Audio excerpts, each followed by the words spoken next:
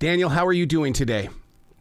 I'm doing well, Arrow. Thanks for having me on your show. Absolutely, dude. We were together back in 2021, and I found you to be so inspiring. And then look at you now with Kingdom Ninja. My God, you know that you're being used as a tool to inspire others.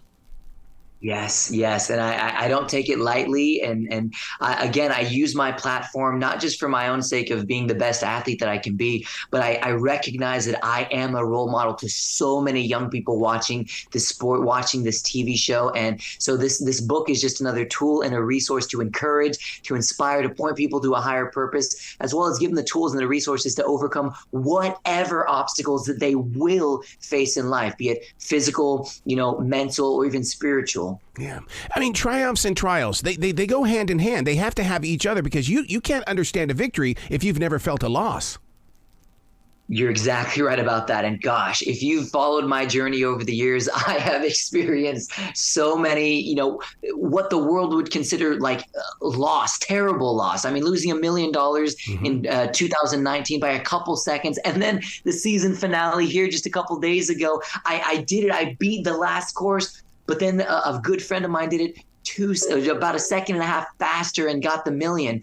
And so I've experienced these moments that the world would see as great loss and defeat. But for me, I'm doing what I love. I'm making an impact in my sphere of influence, and I'm using every single story to encourage, to inspire, to showcase what it looks like to fall and fail, but get back up. Mistakes are fine for me. I don't mind at making mistakes, but I'm not going to repeat them. I'm going to learn and grow every single time. And I want others to glean that, learn that from my life. See, I wish people would understand the transitions that we need to study, because we all go through transitions, and it could be the scent of perfume. It could be just something outside your window, but we don't listen to those transitions. We just say, well, I'm in a bad mood. No, that's a choice. That bad mood is a choice.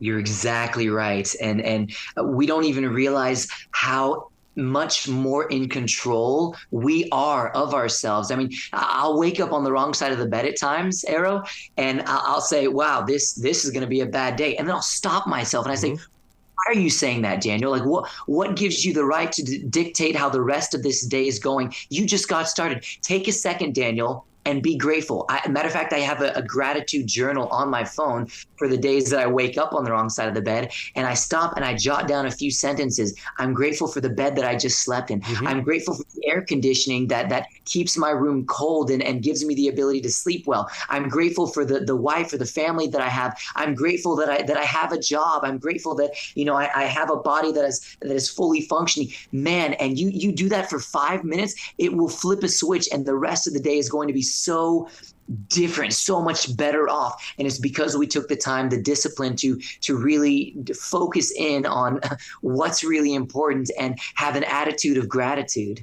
See, that's the very reason for the past 29 years. The first thing that I do when I get up in the morning, I write. I have 3 pages that I have to write. And then I do a defrag journal where I go in, I ask myself questions, and then I question the answers. Because if I don't know who I am, how can I expect anybody else to even think they know who I am? Yeah, wow, that's awesome. That's so powerful. And I think more people, one, need to realize just how important having time, alone time to sit, be with your thoughts and process, who you are, why you think the way you are, why you believe the things that you do. And I think if we can encourage people to begin to take those steps in their daily lives, gosh, people will be so much more fulfilled. People will be so much more secure in their identity, so much less prone to just jumping on the next bandwagon, right? And realizing after the fact that that's not where you should find fulfillment. You need to find it in who you are, where you're at, and what you believe. And where it's coming from, dude. Kingdom Ninja really puts it on that, because when you talk about the 3 sections here, the first one is holistic, and that's an important step that people need to jump into and have patience with it. Yeah. When it comes to physical health and wellness, I mean, whether you're an elite level athlete striving to be the greatest in your field, or you're just a fan of the show that wants to get off the couch and get moving, the tools and the exercises that I write down in this book, are ones that I think can be applied to any sport or to anyone's, where anyone is at as a person, an individual.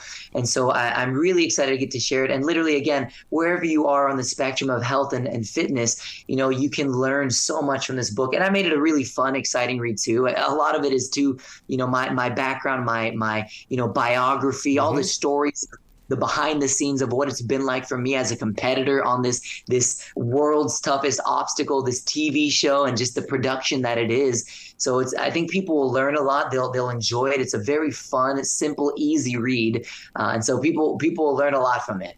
We become this generation that has become dependent on Red Bull and and even Prime. And the thing is that we think that's where our happiness is. And a book like this is a physical tool that you can, and I like the idea that you can get it digitally, but you need the physical book so you can use a yellow highlighter on it.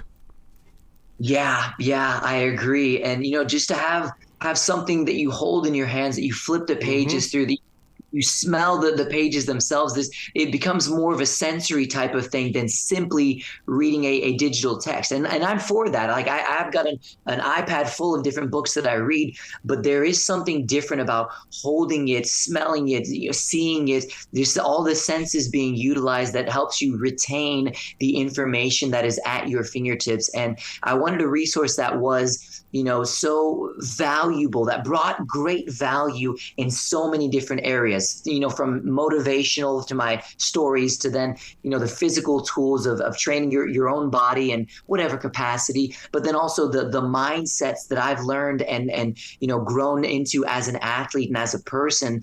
I think it is a great tool just to build better people, because at the end of the day, that's what I want my platform to do, is to build better people, to encourage, to inspire, to point them to a higher cause and a greater purpose in life. Yeah, because it's about outreach. It's about, helping to inspire other people. And you could pretty much touch on that when you talk about perseverance and faith. And I don't think listeners understand that they can switch positions. You can have the faith to go do something and the perseverance to see it through. But sometimes you need that perseverance to get into a world of faith.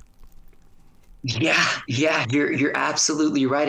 And along those same lines too, I talk about how, just the people that we incorporate into our lives are vital. We and I talk about this in the book. We were never meant to just be like lone wolf or lone rangers. Like, it makes for great movies, like great action movies, but we need people in our lives. Like, our lives are going to be built of the sum total of who it is that's speaking into our lives. There's that saying, you show me your 5 friends and I'll show you, your future.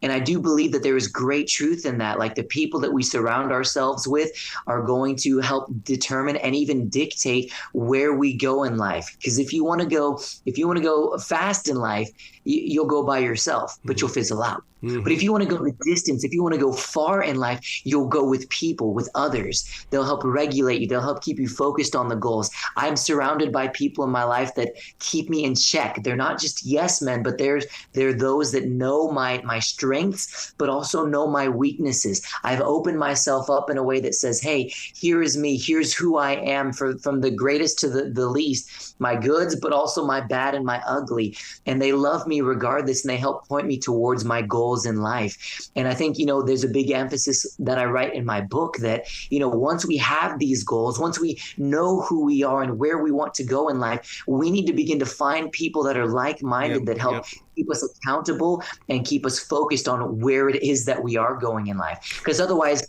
we will have bad days, and you don't want to make those big decisions on those bad days, because then we'll derail ourselves altogether if we let ourselves stay in those seasons of, the Bible talks about the valleys of shadows of death. Like, we all go through those difficult seasons, but we can't let them form us or shape us for the worse. Yeah, and see, so many people settle in on that. I mean, there are times that, I'll people that are very close to me, I'll tell them, use this particular tone in your voice, and I'll snap out of where it is that I am. I need you to trigger me so that I know, oh, I'm being a real butt right now.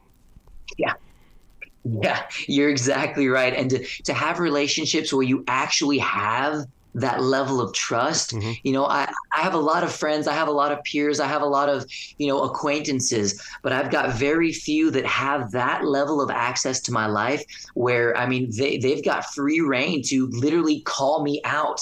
And I know that they're doing it from a place of love and from a place with zero agenda other than to help me be the best version of myself that I can be.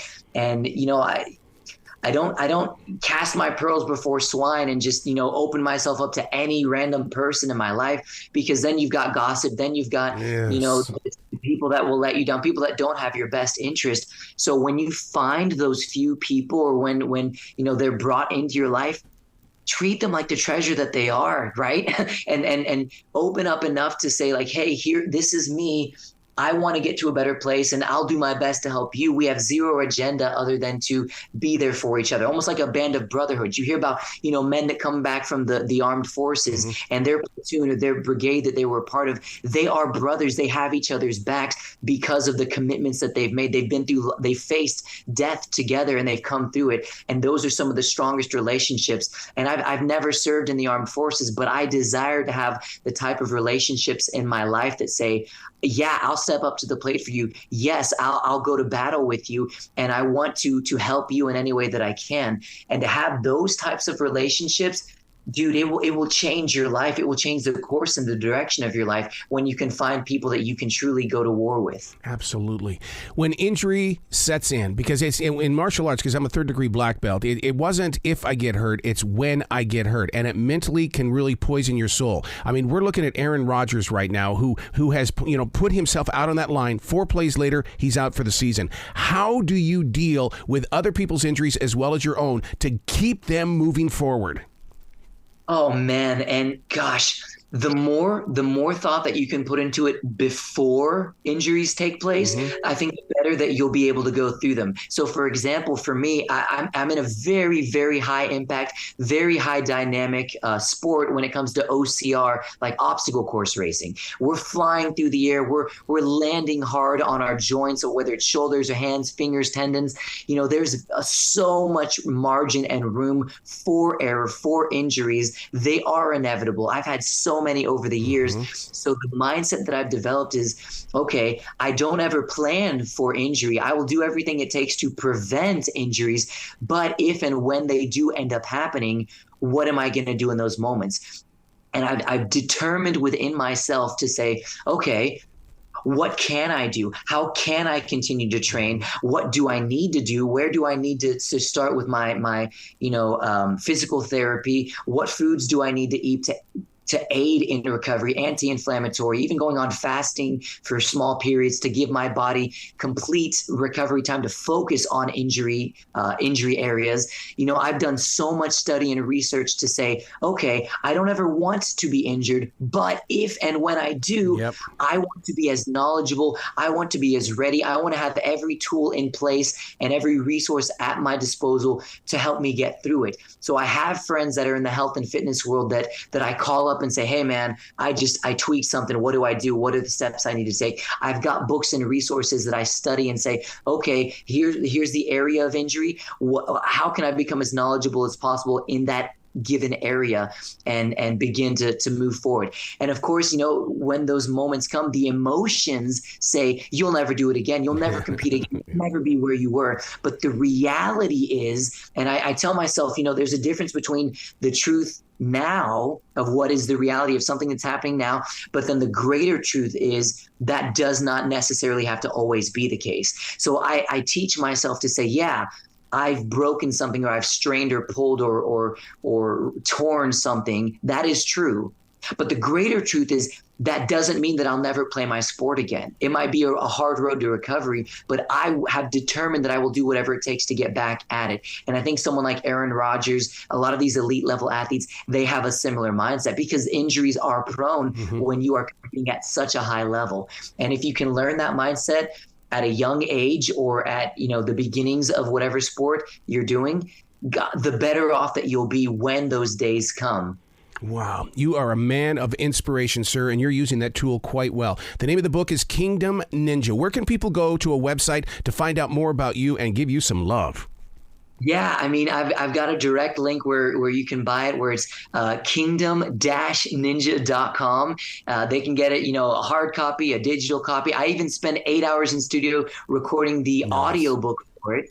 And it was such a joy. And honestly, you can get it anywhere books are sold. But again, that's kingdom-ninja.com, where they can just get a direct link right there. Man, will you be brilliant today, okay, sir?